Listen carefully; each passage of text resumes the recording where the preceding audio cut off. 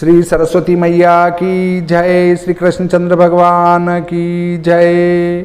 आज मैं आपको कार्तिक मास महात्म्य का 16वां अध्याय श्रवण कराऊंगा। आप प्रेम पूर्वक श्रवण करें। नारद बोले, विष्णु उस जलंधर के नगर में जाकर वृंदा के पतिव्रता धर्म को भंग करने की मति की।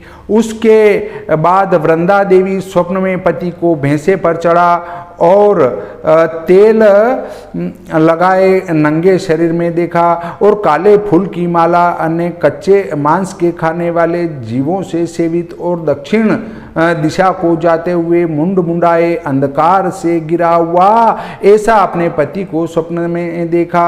आप समेत अपने पुर को सहसा समुद्र में डूबा हुआ देखा। उस समय जगी हुई वह इस स्वप्न को सोचने लगी। उदय हुए सूर्य को छिद्रों से युक्त और निस्तेज देखा। इसे अनिष्ट जानकर रोदन करने लगी और भय से व्याकुल हो गई।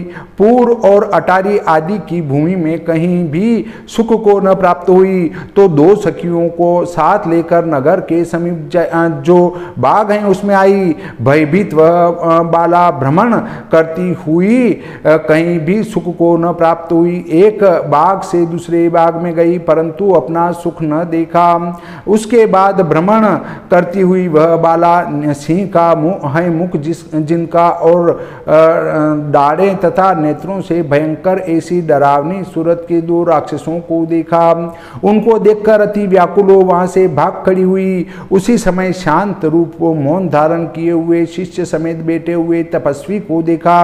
उसके बाद अपनी बाँह उनके भय से उस तपस्वी के गले में डालकर कहने लगी, हे मुनि, मैं तुम्हारी शरण में आई हूँ, मेरी रक्षा करो। तब मुनि ने राक्षसों से खदेरी गई उस वृंदा को व्याकुल देख उन दोनों भयानक राक्षसों को हुंकार से भगा दिया। हुंकार के भय से डरकर भाग गए उन राक्षसों को देख वृंदा दंडवत प्रणाम करके वचन बोली। वृंदा बोली, हे कृपा निधे, तुमने इस घोर भय से मेरी रक्षा की। अब मैं कुछ प्रार्थना करना चाहती हूँ, वह कृपा करके आप सुनिए।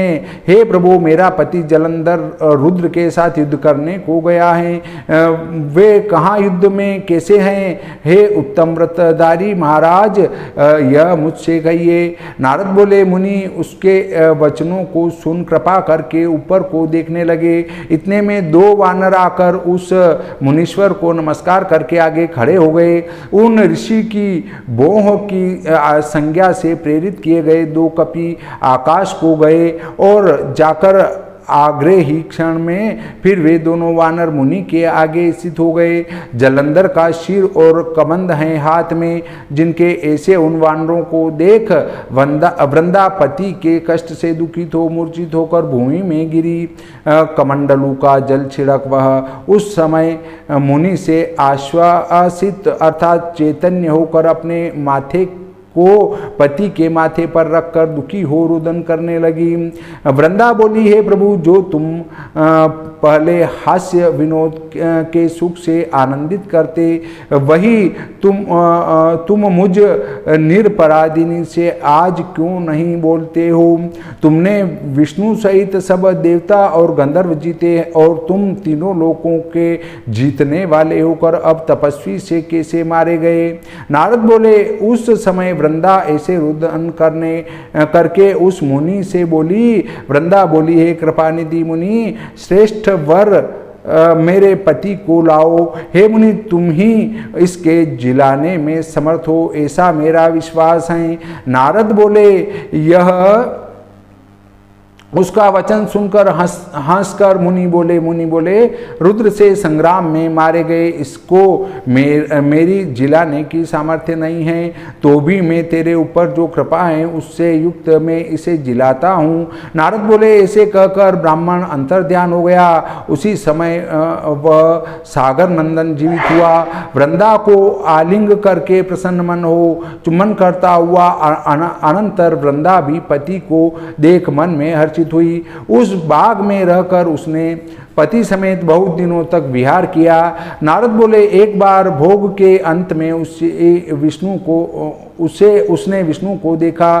फिर क्रोधित हो धमका कर वृंदा बोली, हे हरि, पराई स्त्री के साथ भोग करने वाले तुम्हारे शील को धिक्कार हैं। प्रत्यक्ष में तपस्वी रूप के धारण करने वाले तुम भली भांति मायावी जाने गए, और तुम माया से जिन्हें मुझको दिखाए वे तुम्हारे द्वारपाल हैं। वे ही दोनों राक्षस होकर तुम्हारी स्त्री को हरेंगे, और तुम भी स्त्री के दुख से दुखी हो वन में वानरों को की सहायता प्राप्त करोगे। सर्वेश्वर, तुम भी भ्रमण करोगे, और यह जो तुम्हारे शिष्य हैं ये मृग रूप होंगे। ऐसा कहकर वृंदा में आसक्त हैं। मन जिनका ऐसे विष्णु ने वारण की गई भी अग्नि में प्रवेश कर गई।